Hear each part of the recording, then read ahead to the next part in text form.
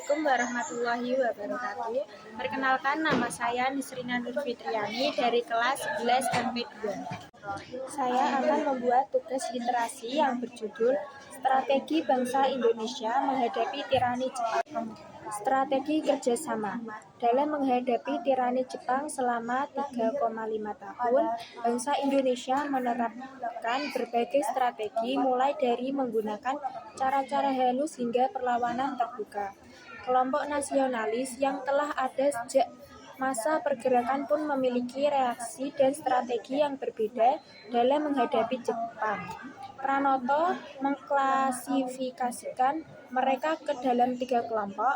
Pertama, kelompok moderat yang mau bekerja sama dengan Jepang yang kemudian mendirikan organisasi 3A. Kedua, kelompok radikal yang bergerak di bawah tanah meliputi PKI atau Partai Komunis Indonesia dan PSI atau Partai Sosialis Indonesia. Ketiga, kelompok nasionalis yang setelah dikeluarkan dari penjara Belanda mau bekerja sama dengan Jepang, termasuk Soekarno dan Hatta. Pada masa penjajahan Belanda, kedua tokoh ini memilih jalur non-kooperasi atau menolak bekerja sama dengan Belanda, namun pada masa penjajahan Jepang, mereka mengambil posisi yang berbeda melalui strategi kerjasama dengan Jepang. Selain Soekarno dan Hatta, tokoh lain yang berjuang melalui jalur kerjasama antara lain Muhyamin, Otto Iskandar-Dinata, Mr. Sartono, G. SSJ Ratulangi, Sutarjo Kator Hadikusumo, Mr. Syamsuddin, Dr. Mulia, dan sebagainya. Melalui strategi kerjasama, mereka berhasil membangun jejaring sambil meneruskan perjuangan dalam batas-batas yang dimungkinkan. Haryono 2014. Selain para pemimpin nasionalis, kelompok lain yang juga dirangkul oleh Jepang untuk bekerja sama adalah kelompok Islam. Tahukah kalian mengapa Jepang berusaha mendapatkan dukungan dari kelompok ini?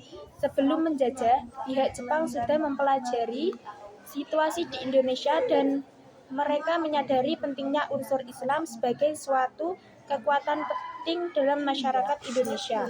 Imron 2002. Oleh karenanya, mereka kemudian diberi sedikit ruang melalui organisasi MIAI, Majelis Islam Al-A'la Indonesia. Tahukah kalian mengapa sebagian pemimpin bangsa Indonesia bersedia untuk bekerja sama? Sebenarnya, para pemimpin kita mengalami posisi yang dilematis dalam menghadapi Jepang. Sebagai pemimpin, tentu saja mereka sangat ingin untuk melindungi rakyat dalam perjuangan menuju Indonesia merdeka. Namun di sisi lain, Jepang sangat keras dan kejam dalam menuntut mereka membantu perang Jepang. Dapatkah kalian membayangkan dilema yang mereka alami? Dalam situasi yang serba sulit, mereka menerima ajakan Jepang bekerja sama sambil tetap mencari cara untuk mencapai Indonesia merdeka. Kelompok yang bekerja sama dengan Jepang ini kemudian menjadi pemimpin dari berbagai organisasi bentukan Jepang seperti Gerakan 3A, Poetera, dan Jawa Hokokai. Pada awalnya, para tokoh nasionalis akan dimanfaatkan Jepang untuk membantu meraih simpati rakyat, namun para pemimpin kita justru mampu memanfaatkan sedikit ruang yang diberikan oleh Jepang melalui ketiga organisasi itu untuk kepentingan bangsa Indonesia sendiri. Sebagai contoh, Soekarno berkesempatan untuk mengunjungi berbagai daerah dan memberikan pidato yang dapat membangkitkan nasionalisme. Meskipun demikian, kelompok yang bekerjasama dengan Jepang juga mendapat kritik dari kelompok yang bergerak di bawah tanah seperti para pemuda yang dekat dengan Syahrir. Mengapa demikian? Apakah kalian dapat menebak jawabannya? Dalam bukunya, Haryono 2014 menjelaskan bahwa bagi kelompok pemuda, tindakan Soekarno dan Hatta yang ikut mempropagandakan kepentingan perang Jepang sudah terlalu jauh dalam membela Jepang dan mengorbankan rakyat. Meskipun demikian, sebenarnya Soekarno maupun Hatta berada dalam posisi yang serba sulit. Para pemuda tidak banyak tahu bahwa sebenarnya kedua tokoh ini tidak hanya berusaha melindungi rakyat sebisa mereka, tapi juga berusaha membujuk Jepang agar tidak bersikap terlalu keras kepada kelompok yang tidak mau bekerja sama. Strategi perlawanan di Aceh. Perlawanan terbuka yang dilatar belakangi oleh alasan agama untuk pertama kalinya terjadi di Aceh. Hanya 8 bulan setelah beberapa tokoh setempat membantu kemudahan bagi Jepang masuk ke daerah mereka. Perlawanan itu terjadi di Chot Pling Bayu dekat Luk Seumawe dipimpin oleh seorang ulama muda, Tengku Abdul Jalil. Ulama yang memimpin madrasah ini menyamakan Jepang dengan setan-setan yang merusak ajaran Islam. Ia juga menentang kewajiban melaksanakan Seikeire yang dianggapnya mengubah kiblat ke matahari.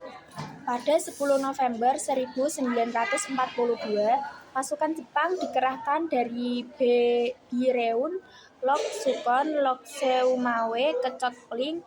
Pasukan yang dilengkapi dengan senapan mesin baret, mortar, dan jenis senjata api lainnya itu dihadapi oleh murid-murid Abdul Jalil yang pada umumnya menggunakan senjata tradisional. Bersama dengan sebagian muridnya, Abdul Jalil menyingkir ke Blang Kampung Tengah.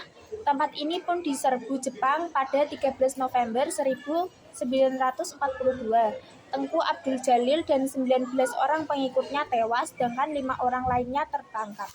Sekian, terima kasih. Wassalamualaikum warahmatullahi wabarakatuh.